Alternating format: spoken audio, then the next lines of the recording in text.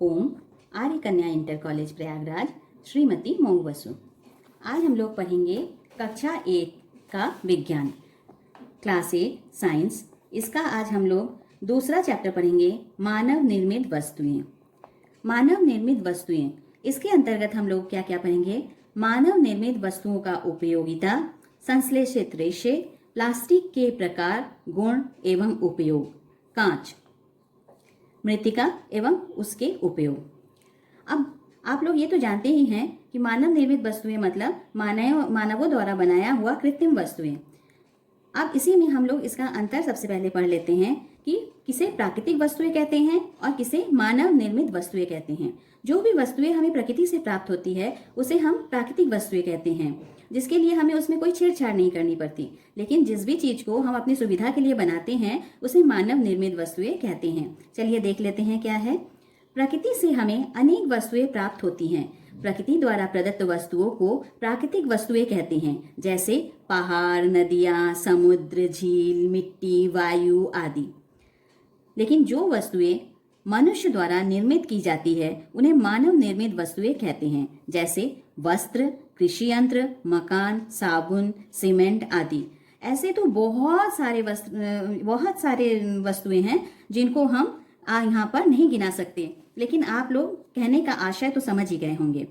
इसके बाद हम लोग इसी के अंतर्गत पढ़ेंगे प्लास्टिक।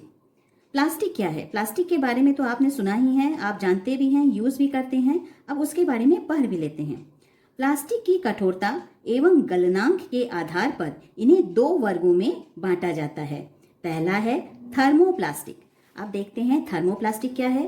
थर्मोप्लास्टिक को पुनः चक्रण करके उपयोग किया जा सकता है, जैसे पॉलीथीन, पॉलीवाइलिन क्लोराइड जिसको कि पीवीसी कहते हैं ये। और दूसरा है थर्मोसेटिंग प्लास्टिक। इसका दोबारा उपयोग नहीं किया जा सकता, अतः पुनः चक्रण संभव नहीं है। इसका मतलब आप समझ ही रहे हैं कि जिस चीज का पुनः चक्रण संभव है हमें उसी का उपयोग करना चाहिए, और जिसका हमें पुनः चक्रण संभव नहीं है उसका उपयोग नहीं करना चाहिए। इसके बाद हम लोग इसके बारे में और पढ़ेंगे कि प्लास्टिक का हमारे पर्यावरण पर क्या प्रभाव पड़ता है। इसमें पहले हम पढ़ेंगे जैव निम्नीकरण। जैव निम्नीकरण मतलब जिसका पदार्थ जो प्राकृतिक प्रक्रिया जैसे जीवाणु की क्रिया द्वारा अपघटित हो जाती है, जैव निम्नीकरण कहलाता है। मतलब जो प्राकृतिक जीवाणुओं द्वारा गल जाता है उसे जैव निम्नीकरण कहते हैं, जैसे कागज, सूती कपड़ा, ऊनी वस्त्र आदि। इसको अगर बहुत दिनों तक मिट्टी के नीचे दबा दिया जाएगा या ऐसे ही रख दिया जाएगा तो ये गल कर खराब हो जाएंगे, मतलब ये इनको जैव निम्नीकरण करेंगे, इसका जीवाणुओं द्वारा अपघटन हो जाएगा। जैव अनिम्नीकरण पदार्थ जो प्राकृतिक प्रक्रियाओं द्वारा सरलता से विघटित नहीं होता जैव अनिम्नीकरण कहलाता है, जैसे प्लास्टिक थैलियाँ, टिन आदि। प्लास्टिक की बहुत उपयोगिता भी है। अब प्लास्टिक की क्या क्या उपयोगिता है वो देखिए। पॉलीथीन, जैसा कि नाम से ही आप जानते हैं, इसका क्या क्या उपयोग है? थैली, न टूटने वाली बोतल, पाइप, बाल्टी आदि बनाया जाता है इसके द्वारा। दूसरा देखिए एक्रेलिक। एक्रेलिक का उपयोग कहाँ किया जाता है? कार एवं ट्रकों की खिड़कियां बनाने में। तीसरा है पॉलीप्रोपिलीन। इसका क्या काम आता है? रस्सी, रेसे, मजबूत पाइप आदि बनाने में। चौथा क्या है? स्टाइरॉन। स्टाइरॉन को आप बहुत यूज करते हैं, इसको थर्माकोल भी कहा जाता है। पैकिंग में, संचायक सेल के केस बनाने में, खिलौना आदि बनाने में इसका उपयोग किया जाता है। इसके बाद है मेलामाइन। इसका भी नाम आप बहुत सुने होंगे। इसका उपयोग किया जाता है बर्तन बनाने में, आजकल इसका बहुत ज्यादा उपयोग है।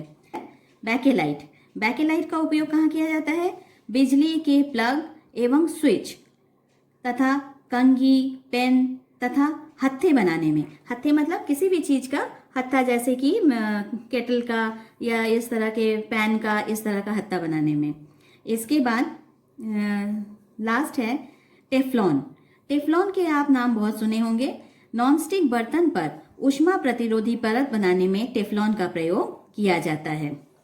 इसके बाद हम लोग पढ़ेंगे प्लास्टिक के उपयोग से पर्यावरण पर पड़ने वाले प्रभाव का अध्ययन। ये बहुत इंपॉर्टेंट है बच्चों। प्लास्टिक जो हम लोग यूज करते हैं उसका पर्यावरण पर बुरा प्रभाव पड़ता है, लेकिन हर प्लास्टिक का नहीं पड़ता। उच्च प्लास्टिक का बहुत बुरा प्रभाव पड़ता है। वैसे तो प्लास्टिक हमारे लिए बहुत उपयोगी है, प्लास्टिक हमारे लिए बहुत उपयोगी है, किंतु उसका दुरुपयोग बहुत हानिकारक सिद्ध हो रहा है। पॉलीथीन जलाने से इसका जो धुआं वायुमंडल में फैल रहा है उसका पर्यावरण को दूषित कर रहा है। पॉलीथीन की थैलियों में बची हुई खाद्य सामग्री प्राय खुले स्थानों पर फेंक दी जाती है। जानवर उन्हें खाकर बीमार हो रहे हैं। क्यों? क्योंकि वो प्लास्टिक समेत खा लेते हैं खाद्य सामग्रियों को। अब देखिए, प्लास्टिक पर पानी का कोई प्रभाव नहीं पड़ता, अतः यह सड़ गल भी नहीं सकती। उपयोग की गई पॉलीथीन की थैलियां आदि को यत्र तत्र फेंकने पर यह सीवर लाइन और नालियों में फंसकर पानी के प्रवाह को रोक देती है और पानी की एक स्थान पर ही फैलकर पर्यावरण को दूषित करता रहता है। अतः पर्यावरण को दूषित होने से बचने के लिए पॉलीथीन का सही उपयोग कर उसके दुरुपयोग को रोकना हम सभी का कर्तव्य है। समझ गए ना बच्चों? अब प्लास्टिक का उपयोग अगर हम लोग करेंगे तो बहुत सोच समझ कर करेंगे और बार बार प्लास्टिक उपयोग करके यहाँ वहाँ नहीं फेंकेंगे। उसको फिर से जो रीयूज हो सकता है उसको बार बार रीयूज करने के बाद फिर फेंकेंगे। सबका रीयूज भी नहीं होता। आपको प्लास्टिक का इस्तेमाल ही जितना हो सके कम करना चाहिए। अब इसका आ गया है प्रश्नोत्तर टाइम। प्रश्नोत्तर टाइम में देखिए, पहला प्रश्न है, प्राकृतिक एवं मानव निर्मित वस्तुओं से आप क्या समझते हैं? यहाँ पे देखिए, हाँ, ये करने से पहले हम आपको एक चीज और बता देना चाहते हैं बच्चों इस वीडियो में। आप देखिए, ये जहाँ से हमने शुरू किया है, ये देखिए इकाई 2 लिखा हुआ है, पार्ट 5 लिखा है। पार्ट 5 का मतलब वीडियो का पार्ट 5 है ये, और यहाँ पे पेज नंबर लिखा हुआ है। ठीक है, तो आपको जहां भी समझ में नहीं आएगा आप लिखिएगा पूरा व्हाट्सएप पे कि पार्ट 5 का पेज नंबर 12 का ये चीज हमें बता दीजिए। दूसरी बात ये आपको बतानी थी कि ये पूरा का पूरा नोट्स जो हम आपको इस वीडियो में भी दिया है और आपको व्हाट्सएप में भी दे देंगे, इसको आपको पूरा लिखना है इसी तरह नोट्स की तरह। फिर उसमें ये प्रश्न उत्तर उसी नोट्स के अंदर ही है उसका उत्तर, तो हम उसमें आपको निशान लगा देंगे। आप भी अपनी कॉपी में निशान लगा लेंगे पढ़ने के लिए, और जिसका उत्तर इसके अंदर नहीं होगा हम उसको अलग से आपको लिखवा देंगे। तो आपको ये नोट्स पूरा लिख लेना है। उसके बाद ये प्रश्न पूरा यहाँ जहाँ तक है वहां तक पूरा लिख लेंगे और उसको अपनी इसी नोट्स में उत्तर को निशान लगा लेंगे। इससे आपका काम भी आसान हो जाएगा और आपके पास सारी चीजें उपलब्ध रहेंगी एग्जाम में पढ़ने के लिए। तो पहला प्रश्न, प्राकृतिक एवं मानव निर्मित वस्तुओं से आप क्या समझते हैं? ये देखिए यहाँ पर है बच्चों, पेज नंबर 12 में पार्ट 5 में प्राकृतिक एवं मानव निर्मित वस्तुएं, ये पूरा आपको लिखना है। ये पूरा पैराग्राफ प्रकृति से हमें यहाँ से लेकर सीमेंट आदि, ये है पहले प्रश्न का आंसर। आप लिखने के बाद अपने उत्तर पुस्तिका में ऐसे ही निशान लगा लीजिएगा।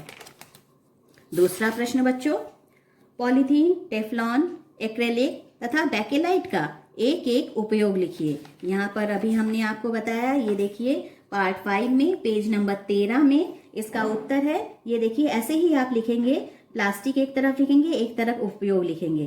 पहले पॉलीथीन, आप सिर्फ ऐसे ही टिक कर लीजिएगा आंसर नंबर 2 करके।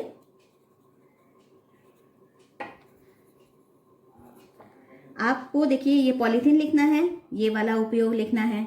फिर एक्रेलिक लिखेंगे, ये उपयोग लिखेंगे। फिर ये दोनों छोड़ दीजिएगा, ये तीनों छोड़ दीजिएगा। फिर उसके बाद है बैकेलाइट, बैकेलाइट में आपको ये लिखना है। और फिर टेफ्लॉन, जैसे हमने यहाँ पे 7 लिखा है, आपके उत्तर में 4 आ जाएगा। पॉलीथीन क्योंकि इसी के बारे में पूछा गया है 4 के बारे में, तो आप आंसर में 4 के बारे में ही दीजिएगा। पॉलीथीन, एक्रेलिक, बैकेलाइट और टेफ्लॉन के बारे में यहाँ तक लिखिएगा। ये आपका आंसर 2 पूरा हो जाएगा। इसके बाद देखिए बच्चों, प्रश्न 3, जैव निम्नीकरण एवं जैव अनिम्नीकरण में अंतर लिखिए। अब ये आ जाइए आप पेज नंबर 13 में ही, प्लास्टिक और पर्यावरण के अंतर्गत है। देखिए जैव निम्नीकरण, जैव अनिम्नीकरण। तो ये पूरा जैव निम्नीकरण का इस हेडिंग के अंतर्गत जितना भी दिया है वो, और जैव अनिम्नीकरण में भी जितना दिया है पूरा, जैव निम्नीकरण से लेकर जैव अनिम्नीकरण पूरा, ये हो जाएगा आंसर 3। इसके बाद देखिए ये प्रोजेक्ट कार्य आपको करना है बच्चों, उसी कॉपी में करेंगे, सिर्फ ऊपर हेडिंग डाल देंगे, न्यू पेज में करेंगे। अगर मान लीजिए यहाँ पर आपका आंसर खत्म होता है तो आप यहाँ पे प्रोजेक्ट वर्क डाल दीजिएगा और प्रोजेक्ट नंबर 2 डालिएगा। इसमें प्रोजेक्ट कार्य 2 एक कर चुके हैं ना, तो प्रोजेक्ट 2 डाल के इसमें पूरा लिख दीजिएगा। और उसमें उसी के साथ साथ जैसे यहाँ लिखेंगे ऐसे आप लिख लीजिएगा और इधर साइड में उसका चित्र बनाइएगा। या फिर एक दूसरा तरीका है कि आप ऐसे एक पैराग्राफ लिख लीजिएगा, जो भी आपको चित्र लगाना है यहाँ चित्र लगा दीजिएगा, फिर उसके बाद लिखिएगा, फिर चित्र की जगह छोड़ दीजिएगा, चित्र लगाइएगा, इसी तरह करिएगा। आप देखिए प्रोजेक्ट है प्लास्टिक के उपयोग से पर्यावरण पर पड़ने वाले प्रभाव का अध्ययन करके उत्तर पुस्तिका में लिखिए। तो ये आपका आंसर यहाँ से है बच्चों। वैसे तो ये आपको खुद ढूंढ के करना चाहिए, लेकिन मैं आपको शुरू में है इसलिए आपको समझा देती हूँ। ये आप यहाँ से लिखेंगे पेज नंबर 14 में, देखिए वीडियो नंबर पार्ट 5 में पेज नंबर 14 में है प्लास्टिक के उपयोग से पर्यावरण पर पड़ने वाले प्रभाव का अध्ययन। यहाँ से लेकर आप पूरा जहाँ ये खत्म होता है वहां तक लिखेंगे।